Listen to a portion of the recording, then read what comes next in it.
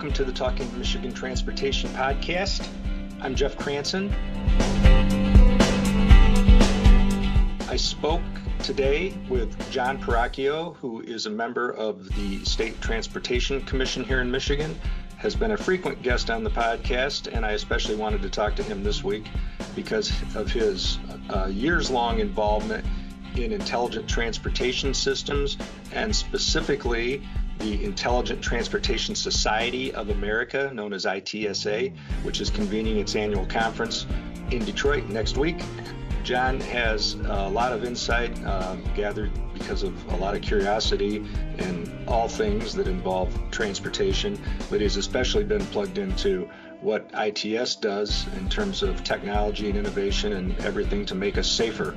The whole idea is that by getting people together from original equipment manufacturers, the auto industry in general, researchers, academia, and certainly government agencies, that people can find out what's working, and that can lead to better technologies and better outcomes. So John had a lot to say about all those things, where we're at with the development and deployment of connected and automated vehicles, and some examples of things that are working in terms of technology and that kind of communication and collaboration. So I hope you enjoy the conversation. John Peracchio, welcome back to the podcast. I always appreciate your insights. You're a frequent guest, but that's because you're into so many things. I appreciate that, Jeff. If we keep this up, I'm going to get myself an agent.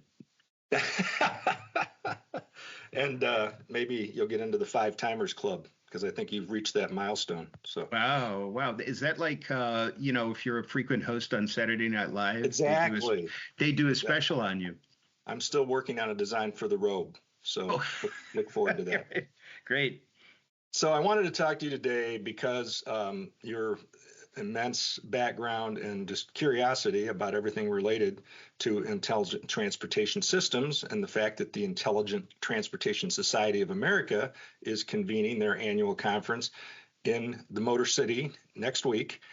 And I wanted first just to get the mission out there and then have you talk about that. And that's what they say is, for 35 years, the Intelligent Transportation Society of America has been a leading nonprofit uniting government, industry, and academia to champion policies and investments that make our transportation system safer, more innovative, and more efficient. I think we can all get on board with that mission. How would you say, tell me, without critiquing it, how are we doing, not just ITSA, but all of us, toward that goal? So I think we've made significant progress. We've had some major hiccups, for example, with dedicated short-range communications using the 5.9 gigahertz spectrum, where the Federal Communications Commission basically pulled the rug out from under us. And so we had to pivot into other ways to enhance vehicle connectivity. So it's all about vehicles and infrastructure communicating to enhance safety and to do what the ITS America mission really states: make our transportation system safer. We talked about that a lot at the time. In fact, I remember having people on from the University of Michigan Transportation Research Institute to talk about the 5.9 gigahertz issue. Could you, kind of briefly explain the fight there? Well, it was a fight. We were trying to maintain the use of that spectrum for traffic safety, in short. And the pressure, though, from the telecom industry to grab more and more spectrum because of the data needs that they have collided, no pun intended, with the traffic safety opportunity. And so, the dollars were on the side of the telecoms, not on the side of traffic safety. Hence, the FCC took the position that, we should open that spectrum up to other uses. And to be fair to the telecoms, we've had access to that 5.9 gigahertz spectrum for more than a decade, and really, except for General Motors and Cadillac, there was no broad deployment of dedicated short-range communications on the vehicle side. And we did have some deployment on the infrastructure side. Indeed, Michigan was a leading adopter of dedicated short-range communication roadside units, which were critical to having this all work. But beyond that, it just kind of stagnated. And so at that point, the FCC kind of threw up its hands and said, "Okay, telecoms, you can have really most of the spectrum." I don't think you'll ever lose a drinking game that involves every time someone says, "to be fair to the telecom industry." Well, okay. I mean, we need them, and they know where we are at all times. Yeah. So talk about, I want to get into how this relates to connected and automated vehicles and how that's become some of the focus in recent years, but that's not all of what ITS does. But first, just talk about your personal involvement and what's provoked your interest and curiosity in all of this. So I worked for a major tier one automotive supplier for 10 years, Harman International Industries. And at the time, we were just beginning to develop and deploy navigation systems using highly defined map data. And when I was at Harman, I thought about this deeply. I thought, man, this is a huge opportunity to go beyond just navigation systems, but to also talk about other kinds of information that can flow between a vehicle and infrastructure. And ITS America attracted me. Indeed, I had Harman join ITS America at the time because it was the only organization that bridged that public-private gap, if you will, in terms of promoting research, development, and most importantly, deployment of technologies that could make the roadways safer and more efficient. And then I started to think about other modes of travel, which became something of a obsession for me to probe into things like maritime and aerospace, because of course we're in a 3D world, and so transportation transcends all of those spectrums. So really, it's just about everything that moves. It pretty much interests you. Indeed. Yeah. So when I came to the department in the early 2010s, this was a nascent thing, the connected and automated vehicles thing. Michigan was sort of in a lead in terms of looking into it, in part because major university had a center that was looking at it, and because the MDOT director at the time, Kirk Steidel, had a particular interest in it and was a speaker every year at the Center for Automotive Research Management Briefing Systems meetings in Traverse City. And I remember him joking at the time that when that session started, it was basically a phone booth. And over the years, it grew into a big room. So I came to believe that's what brought me to ITS. And while that's really important, and there's a lot we can talk about there, you made the point to me that shouldn't at all define everything ITS does. Well, but Michigan, to be fair to Kirk Steudel, who, along with our legislature and governor at the time, Rick Snyder, created M-City, which is what you're referring to at the University of Michigan, which was absolutely the leading edge of research and development on connected and automated vehicles. And perhaps we'll get into this a little bit later, but I just want to point out, Public Act 332 of 2016 created the old Council on Future Mobility here in Michigan, but more importantly, it created a framework for testing connected and highly automated vehicles on public roadways. Actually operating. Correct, and with very little restriction. Okay, yeah. And I thought, at the time, this was groundbreaking in terms of what a state could do to promote these technologies. Yeah, I remember having to correct many people, lawmakers and media, outlets at the time, because Matt Smith, who then headed up ITS within MDOT, was adamant that what made this groundbreaking legislation was actual operations. So well, and also with, back to my point about very little restriction. I mean, comparisons are odious, but if you look at how California handled this, for example, historically, the California DMV has required disengagement data from operators of highly automated vehicles on their roadways in California. And frankly, it's like giving a gold watch to a monkey, because they don't have the ability to analyze that data. All right. They just compile it. And it's actually not even publicly available because of non-disclosure agreements. And so that type of to be honest, I think useless requirements we don't have here in Michigan. Thinking about that pioneering legislation and everything that's gone on, and I use CAVs as an acronym for Connected and Automated Vehicles, emphasis on automated, not autonomous. And I, just like you, I bristle when people say autonomous, because that's very misleading for what we're talking about. But so all kinds of conferences, OEMs, academia, others increased research into this. So where do you think we stand, and what are the many reasons we're not all driving highly automated vehicles as some thought we might be 15 years ago? Bluntly, the technology is not mature enough.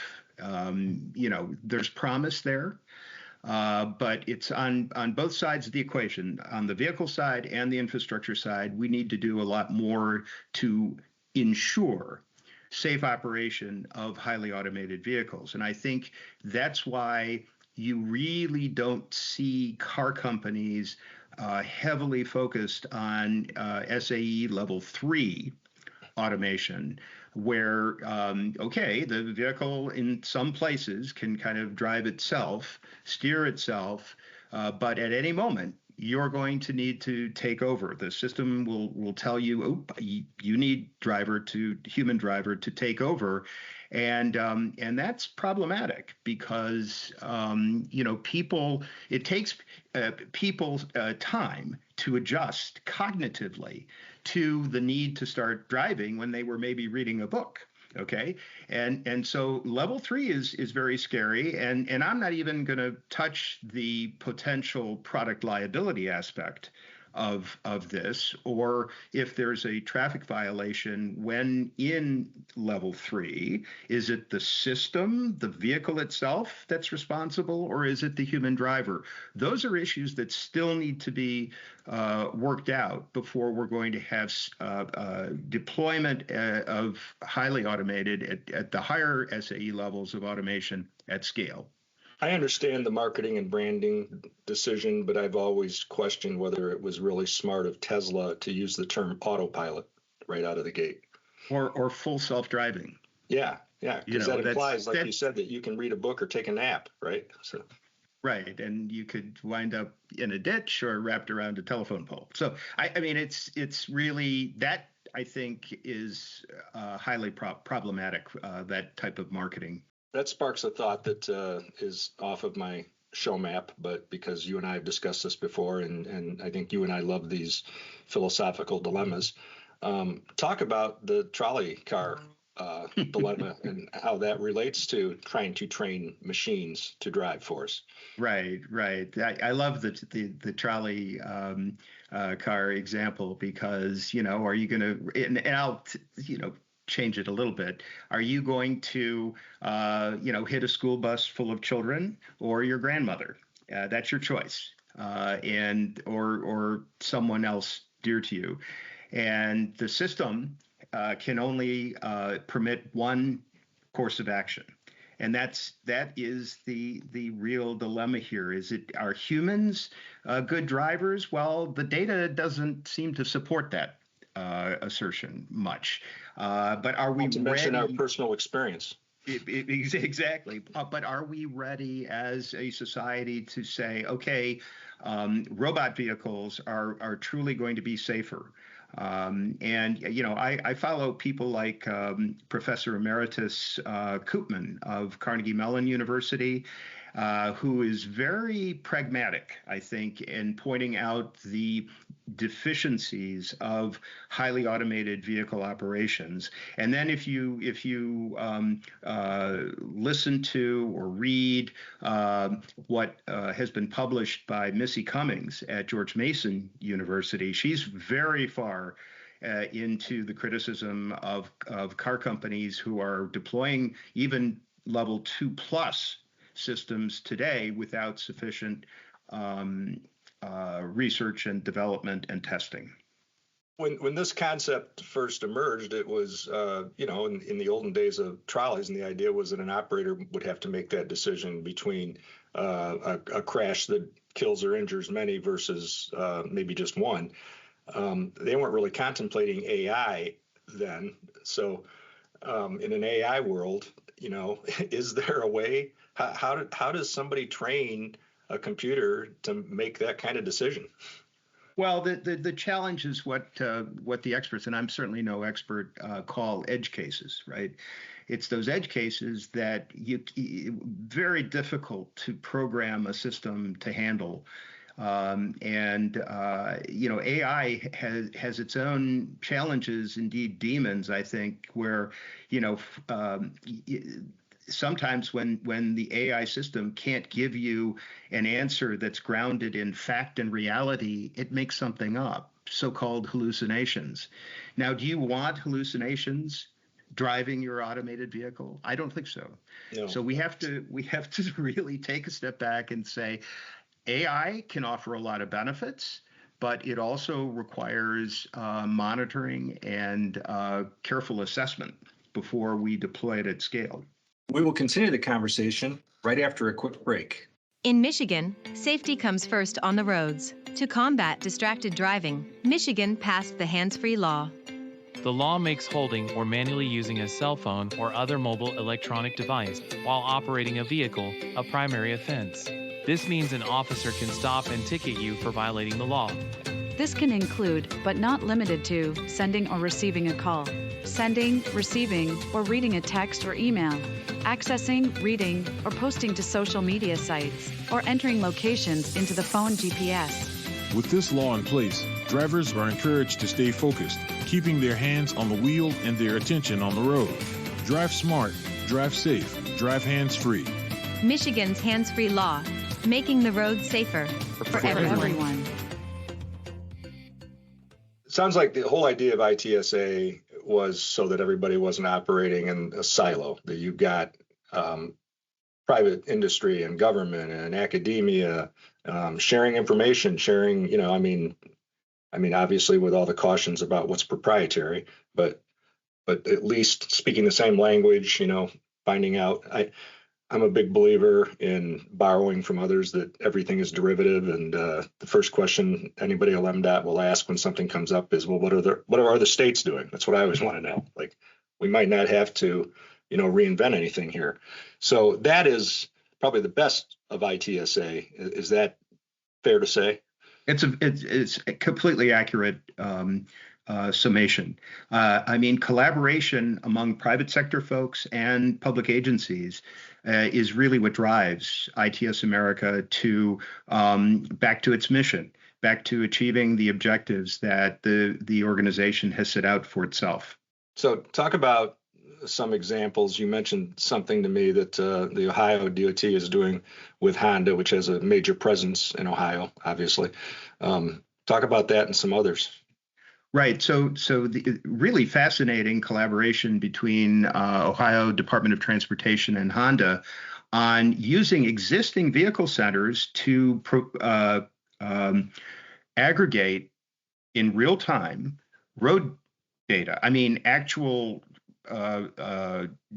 information about potholes, about crashes, about really everything that's happening on the roadways, and using a software package to manage the flow of data and to aggregate it, assemble it in a useful way, and then disseminate it so that Ohio DOT can take action sometimes immediately if there's a sufficient emergency situation on a roadway. And I think that's a great example of how the private sector can collaborate with a public agency to enhance safety and improve transportation efficiency.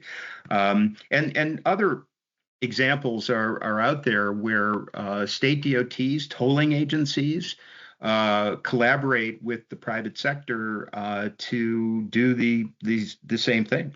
I mean, ultimately, that's the goal here, right? To reduce crashes. So if you're sharing that information, I think you talked about even weather-related hazards.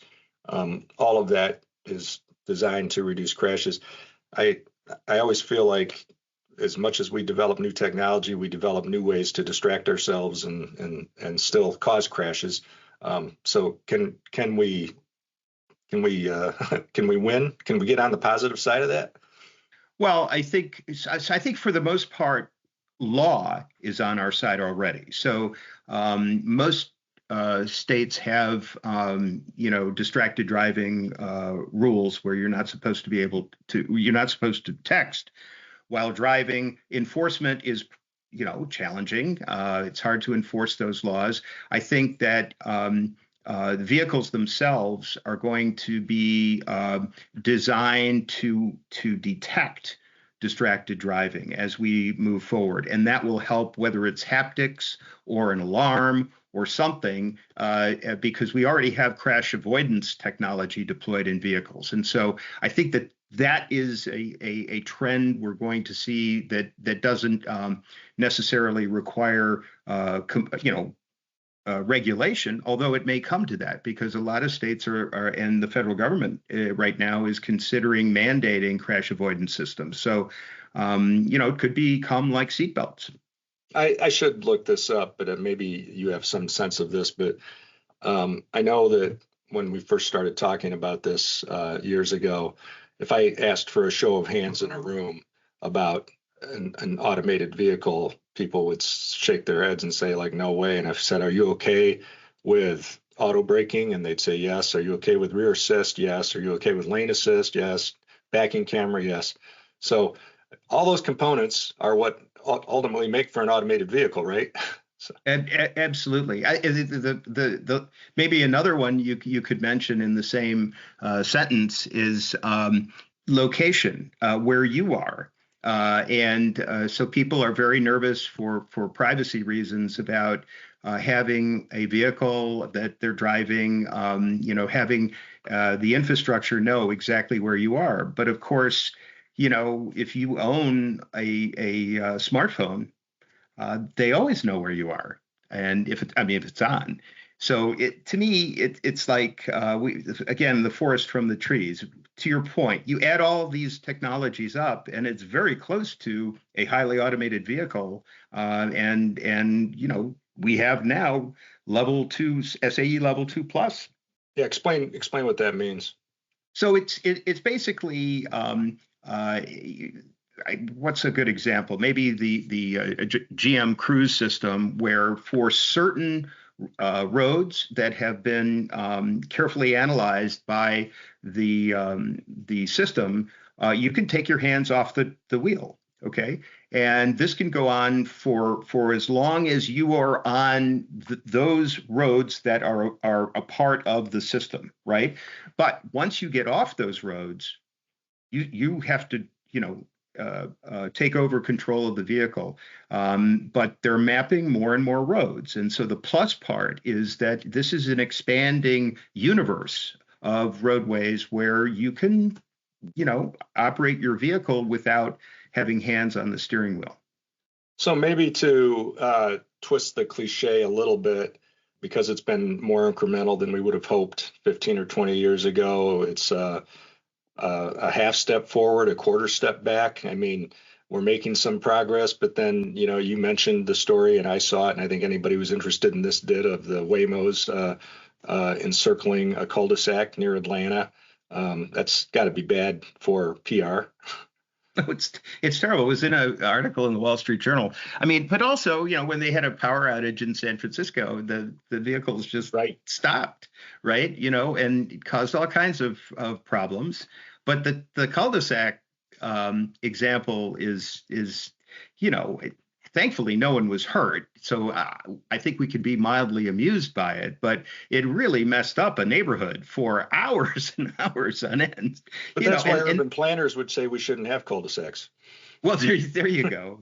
That's right. And I just conjured up roundabouts where the automated vehicles just go in circles forever, and there's no good explanation for that. And Waymo, to take a crack at them, they really have not been transparent about why that happened, and that's the kind of thing that Professor Koopman and Professor Cummings really latch onto as a failing. We need more transparency about how these things function, and when they don't function, okay, please come up with a plausible explanation and don't just run and hide. And at the end of the day, NHTSA and the NTSB, they're going to demand that type of information. Whether it ultimately becomes public, I don't know, but clearly they're doing themselves a disservice by not being completely transparent. So as you go into this conference and prepare to have conversations with lots of people from, all over the continent, I guess, and beyond, how do you feel? Do you feel cautiously optimistic or bullish, or what's the future of technology and its ability to help reduce crashes, which is the ultimate goal? Yeah, so I am optimistic, and indeed, sort of a precursor to the ITS America event in Detroit next week was an ITS Canada annual conference and expo in Edmonton a couple of weeks ago. Michigan DOT had a strong presence there, and what was fascinating, among other things, is technologies to keep disabled pedestrians safer.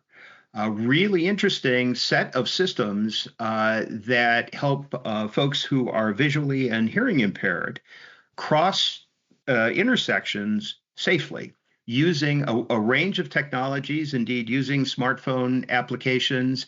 And then there was another display of technology. Actually, our Michigan DOT director, Brad Wiefrick, tried it out. It was a virtual planning tool to allow non-disabled folks to experience what it means to navigate a city street as a disabled person in a wheelchair.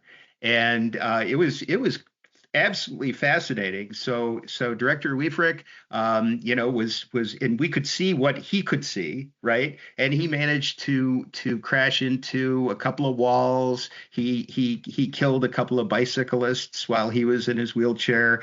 And I mean, it was humorous, but a huge opportunity in terms of planning what I call the curbscape to take care of our most disadvantaged travelers who are disabled, because if you can take care of them, you can take care of anyone. So it's a long-winded answer to your question about being optimistic. I'm optimistic. If we can come up with those types of technologies to take care of those types of folks, I think we're on the right track. Well, that's really well said. And I know your friend and mine, David Bukowski, who directs the Disability Advocates of Kent County. I've talked to him often about those kinds of simulations and things that you can do to, if not put us in their shoes, put us in their wheels and help understand what that's like. And hopefully it gives you an appreciation as a driver, as an able-bodied driver or pedestrian, what hurdles they face. So, yeah. Absolutely. I mean, it's interesting. So for the hearing impaired, I just give you one quick example. Hearing impaired people sometimes can hear certain sounds at the lower end of the spectrum. And so one of the technologies actually produces an alert at the lower end of the spectrum, so that the hearing impaired person can actually hear something and know it's not safe to cross the street versus, okay, it's fine now. That's really interesting. Well, John, thank you as always. Looking forward to seeing you in Detroit next week. Should be really interesting, and be interesting to hear your thoughts afterwards. Thank you very much for having me. I'd like to thank you once more for tuning in to Talking Michigan Transportation. You can find show notes and more on Apple Podcasts or Buzzsprout. I also want to acknowledge the talented people who help make this a reality each week, starting with Randy Debler, who skillfully edits the audio, Jesse Ball, who proofs the content, and Jackie Salinas, who posts the podcast to various platforms and transcribes the audio to make it accessible to all.